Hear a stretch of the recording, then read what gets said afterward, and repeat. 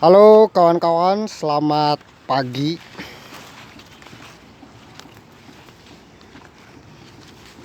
Pagi ini saya akan membuat video singkat terkait dengan rekomendasi. Ada yang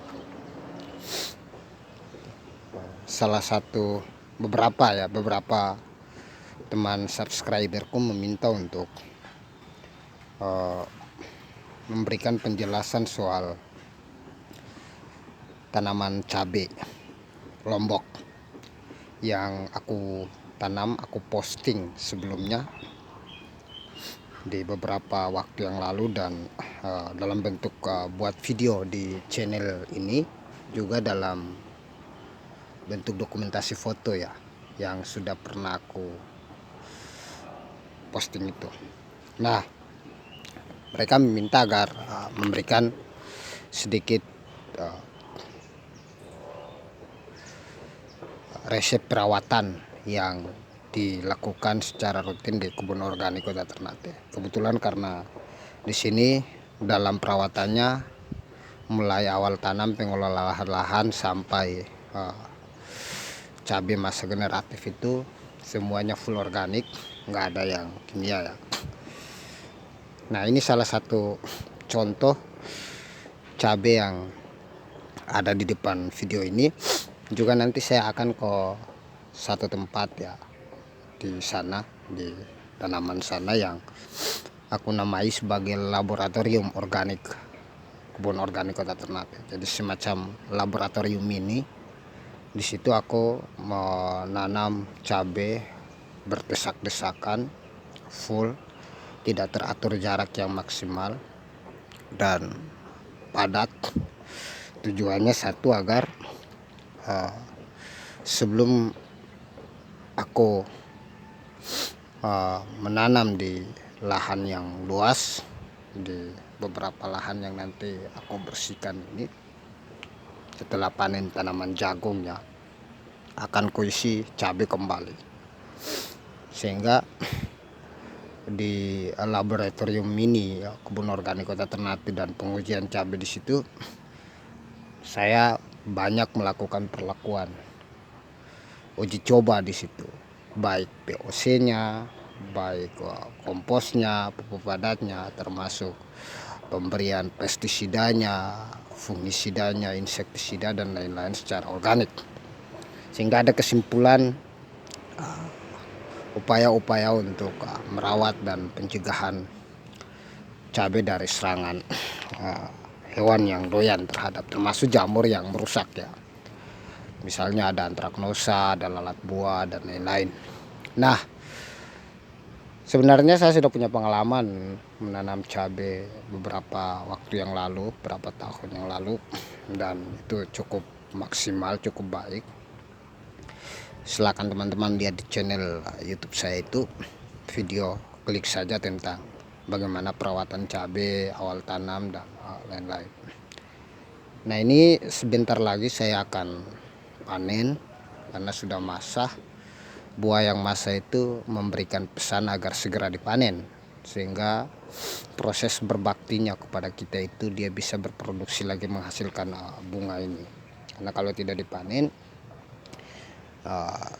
seakan-akan kita tidak menghargai proses berbaktinya dia kepada kita. Nanti kita akan panen, dan salah satu cabai yang aku rasai sebagai cabai yang kuat menghadapi berbagai macam serangan, apakah itu lalat buah, antraknosa dan lain-lain, adalah cabai yang ini, yang jenis ini.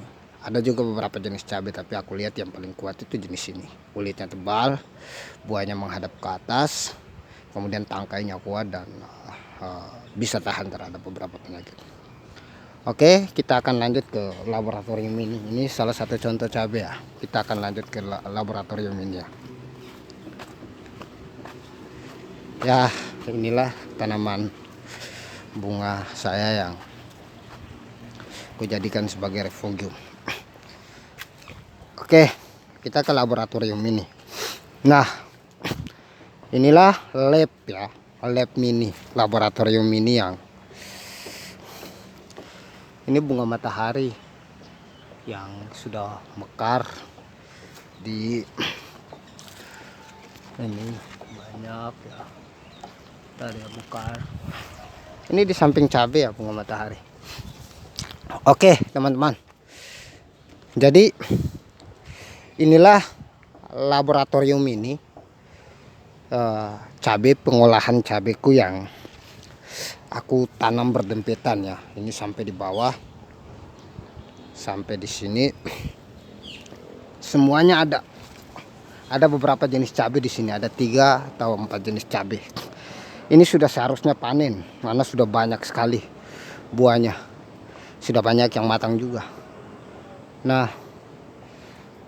aku sebenarnya dalam perawatan seperti biasa oleh teman-teman, sebagai kewajiban berkebun secara organik, tentu bahan-bahan organik adalah dasar dari semua kebutuhan tanaman di sini.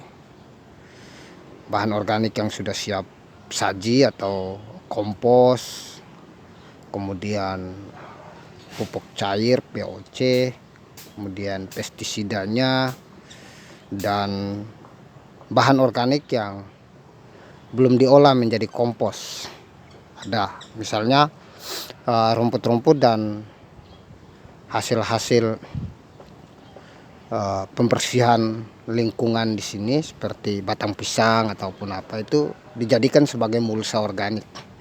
Nah, mulsa organik itu berfungsi sebagai satu penutup tanah di tempat tanaman cabai kita agar tanah selalu lembab dan bisa menjaga kelangsungan maksimalnya bekerja mikroorganisme. Yang kedua, dia bisa menjadi tabungan nutrisi sebagai pupuk tambahan kelak ketika dia diproses oleh mikroorganisme, oleh tanah, lama-lama menjadi lapuk dan akan slow release diserap oleh tanaman. Nah, mulsa organik itu sudah saya kasih banyak sekali sebelumnya. Ini sudah mau habis, nanti kalau ada kesempatan saya tambahkan lagi. Ini buat cabai sampai di bawah ya, dari sana. Nah teman-teman, sebenarnya dari sisi yang lain, walaupun kita menanam cabai secara organik, pasti ada kendala, beberapa hal kendala, termasuk yang menanam secara kimia pasti ada kendala, karena kendala pertumbuhannya segala macam, karena kita menanamkan di alam bebas, alam luas, bukan di dalam kurungan kaca, sehingga apapun bentuk tanamannya, sesubur apapun pasti mengalami kendala. Ya bisa saja busuk, bisa saja penyakit kena patek, bisa saja kena busuk batang, fusarium, dan lain-lain.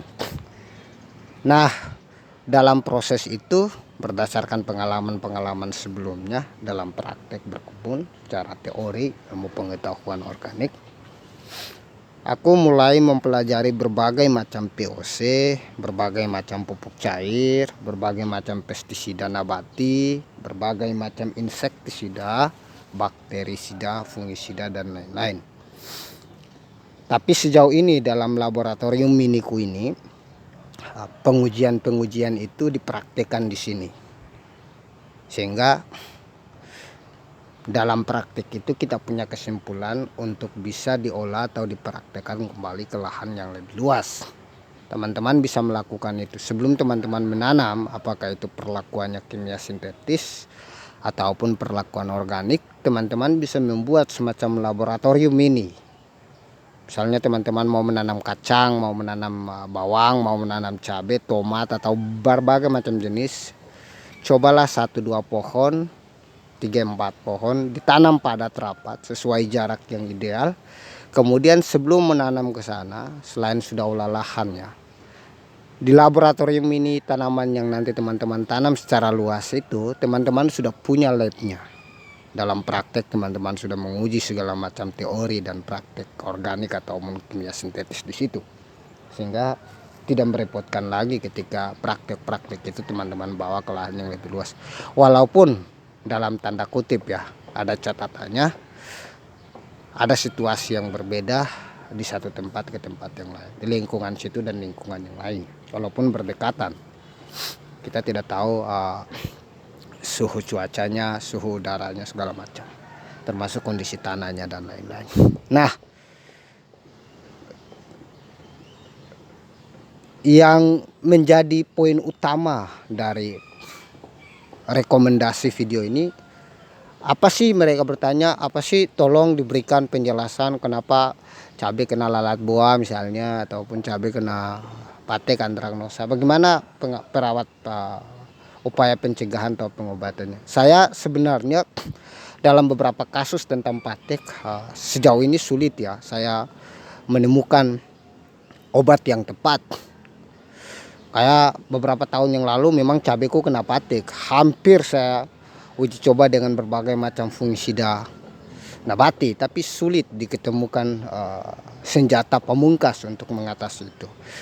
Modalnya cuma petik yang cabai patek itu, kemudian saya jauhkan dari lingkungan tanaman, saya pisahkan, terus menerus saya lakukan seperti itu. Tapi untuk pencegahan atau pengobatan secara langsung melakukan penyemprotan sulit. Nah, dari situ saya mulai mempelajari ya, sebagaimana informasi-informasi atau jurnal-jurnal di Google, browsing, kemudian kubaca, termasuk juga di YouTube, mengikuti teman-teman yang lain. Memang kebanyakan belum mampu mengatasi hal itu. Nah, akhirnya aku mulai nguji coba beberapa ramuan yang aku bikin sendiri di kebun organik sini. Ternyata ramuan yang aku bikin ini justru paling tidak mengatasi dan bahkan sejauh ini hampir kurang lebih 1 tahun cabeku ini tidak sedikit pun kena patek, bahkan jarang lalat buah. Terkecuali kalau musim mangga yang ada di sini, kebanyakan mangga busuk yang jatuh, mungkin itu mengundang lalat buah ya. Tapi untuk sampai sejauh ini, sampai matang di pohon seperti ini, dan ini sudah beberapa kali petik di laboratorium pengujian miniku ini, semua cabai dapat hidup berdampingan dengan baik. Bahkan kalaupun ada serangan busuk, tidak semuanya.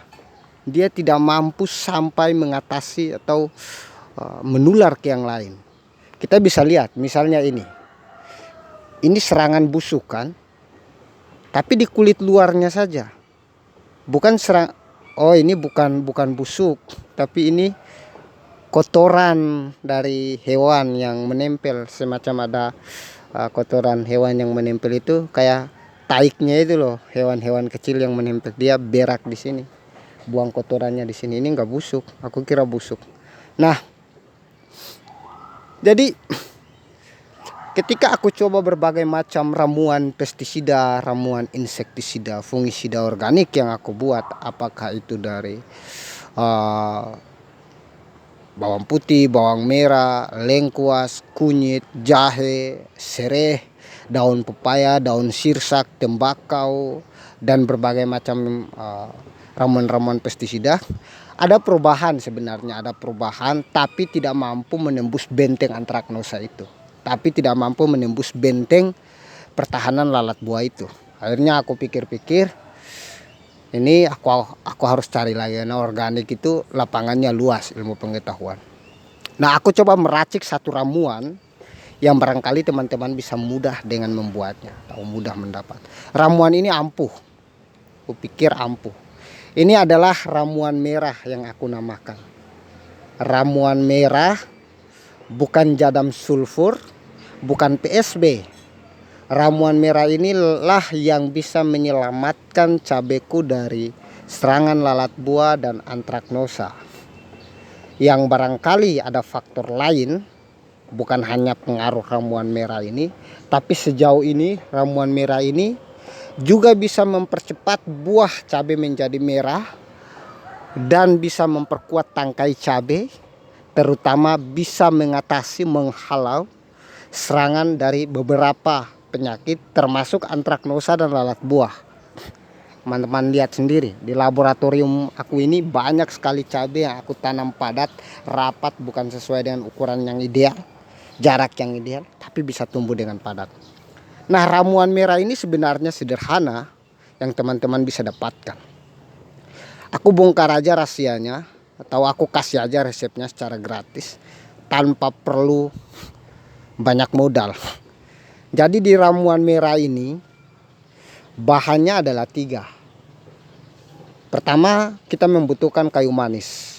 Kayu manis, 1 batang kayu manis, tergantung mau berapa banyak yang teman-teman buat. Kalau cuma sedikit 500 ml ya cukup. Sekecil jari kelingking aja kayu manis. Kalaupun mau bikin banyak ya 1 batang kayu manis. Kemudian 1 helai daun pandan. Daun di sini bilang daun pondak. Di umumnya bahasa Indonesia ada daun pandan. Daun pandan atau 2 helai daun pandan. Kemudian ditambahkan dengan minyak kelapa murni. Minyak kelapa apakah itu dari sawit ataukah dari kelapa kampung dan lain-lain. Kemudian ditambahkan dengan air. Rebusan air digabungkan dengan 3 bahan tadi, digabungkan dengan 2 bahan tadi, daun pandan dan kayu manis.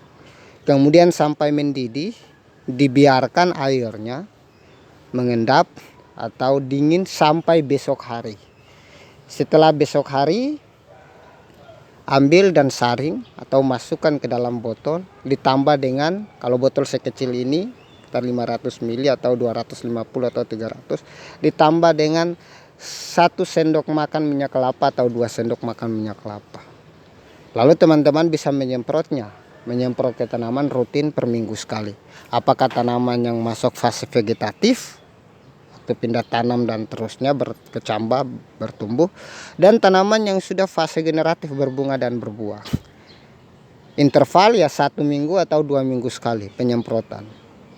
Dosisnya perbandingan 100 ml ramuan merah ini ditambahkan dengan 1 liter air. Berarti kalau 200 ml 2 liter. Kalau 500 ml 5 liter. Kalau 1 liter ya 10. Berarti 1:10. Bisa disemprot, bisa juga dikocor. Nah, kita tahu bahwa kayu manis itu sebenarnya merupakan bahan yang sangat-sangat baik. Tidak saja diperuntukkan sebagai menu bumbu campuran masakan biar enak, atau bumbu campuran membuat kue waktu lebaran, waktu hajatan, ataupun sebagai obat herbal dan obat tradisional.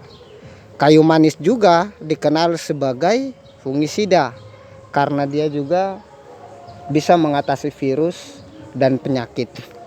Kayu manis juga ada beberapa fungsinya. Dia bisa menjadi zat perangsang tumbuh bagi tanaman yang ketika kita mau menanam, kita mau menyetek bunga atau maupun menyemai bibit. Kayu manis juga dia bisa mencegah bibit kena virus, terkontaminasi dengan virus atau bakteri ketika kita mau membibit. Kita bisa taburi di atas tanah persemaian yang kita mau buat persemaian itu. Selain itu kayu manis juga dia bisa menjadi anti semut ya. Ya semut walaupun kontroversial dalam dunia pertanian, ada yang bilang semut itu sebagai hama, ada yang bilang tidak. Ya semut itu di sisi yang lain kalaupun terlalu banyak dan bisa membahayakan tanaman bisa disebut sebagai hewan pengganggu. Karena dia sifatnya simbiosis mutualisme. Simbiosis mutualisme itu kalau ada kutu daun, trips dan lain-lain, dia akan bawa menyebarkan ke daun-daun sehingga tanaman sulit untuk berfotosintesis daunnya untuk menyerap klorofil, menyerap glukosa untuk kepentingan perkembangan kehidupan mereka. Kemudian kayu manis juga dia bisa mencegah lukanya tanaman. Jika tanaman yang kita pangkas, kita potong atau patah dari batang, kita bisa menyemprot kayu manis karena dia sifatnya antibakteri dan antivirus. Nah, di sisi yang lain selain kayu manis, ada yang bilang kayu manis itu sebagai dokter ya bagi seluruh tanaman. Tapi itu katanya. Nah, daun pandan itu pasti teman-teman paham, daun pandan begitu enak, begitu harum, jadi bumbu masakan yang bagus. Daun pandan itu juga sebagai bahan organik yang mengandung beberapa senyawa aktif atau mengandung nutrisi yang bisa membuat tanaman segar, tanaman sehat. Daun pandan juga di sisi yang lain baunya itu bisa mengecoh, bisa mengatasi serangan-serangan hama. Kemudian minyak kelapa, kita tahu bahwa minyak kelapa itu di sini minyak kelapa aku pakai sebagai perekat. Ada beberapa unsur hara atau kandungan nutrisi. Kalau mau dijelaskan satu persatu akan agak panjang. Yang ketiga bahan ini sebenarnya sangat bermanfaat bagi kesehatan tubuh manusia. Kalau teman-teman browsing dan baca searching di Google. Di dalam ketiga bahan ini ada kandungannya, ada magnesiumnya, ada kalsiumnya. Terutama kalsium walaupun lebih kecil ketimbang cangkang telur, dolomit dan yang lain. Tapi ketiga bahan ini ada unsur kalsiumnya. Di dalam kayu manis mewakili 3 unsur yang penting dibutuhkan tanaman. Selain ada kalium, ada kalsium, juga ada fosfor. Daun pandan juga ada fosfornya. Ada kalsiumnya tapi sedikit. Ada kaliumnya juga ada. Di minyak kelapa ada zat yang namanya antibakteri dan antivirus. Sehingga minyak kelapa sebagai perekat untuk bisa membantu maksimalnya bekerja larutan ramuan merah antara kombinasi antara daun pandan dan kayu manis. Bisa teman-teman buat, murah harganya, cukup sekelingking jari manis ini untuk 500 ml ataupun 1 batang saja, cuman modalnya berapa rupiah. Kemudian daun pandan kalau ada di sekeliling rumah teman-teman bisa gunakan. Air tinggal dimasak, biarkan. Manfaat yang pertama sebagai obat mengatasi dan pencegahan dan pengobatan terhadap tanaman, agar terutama tanaman cabai dan beberapa jenis tanaman yang lainnya, agar tidak terkena virus dan bakteri. Manfaat yang kedua, kalau teman-teman sudah punya kayu manis ditambah daun pondak atau pandan, ditambah air, teman-teman rebus. Kemudian teman-teman ambil kopi hitam, kapal api atau apa, teman-teman ambil 1 sendok makan. Kemudian teman-teman masukkan ke dalam gelas. Kemudian teman-teman saring itu air panas, siram segelas kecil. Kemudian aduk, kocok sampai bau harumnya keluar, itu kopi. Kemudian teman-teman aduk sampai matang betul kopinya, tercampur dengan air, daun pandan dan kayu manis. Kemudian teman-teman taruh lagi kopi, kemudian ditambah dengan gula pasir 1 sendok atau 1,5 sendok. Kocok sampai penuh itu gelas. Kemudian teman-teman tutup dengan penutup gelasnya, dan teman-teman duduk, bawa itu kopi campuran kayu manis dan daun pandan. Teman-teman duduk di dekat tanaman teman-teman, ambil rokok atau yang tidak merokok tidak apa-apa, menatap tanaman, melihat tanaman, langsung teman-teman serut atau minum kopi itu. Cukup lezat dan sangat-sangat enak. Itulah resep manfaat pupuk organik cair ramuan yang tidak saja untuk tanaman tapi bisa diminum. Jadi ramuan ini ya, manfaat yang kedua itu ya silakan teman-teman buat, itu diminum, rasanya enak. Dan cairan ini tidak akan berbau busuk selama proses fermentasi, ataupun teman-teman mau fermentasi pun tidak jadi soal.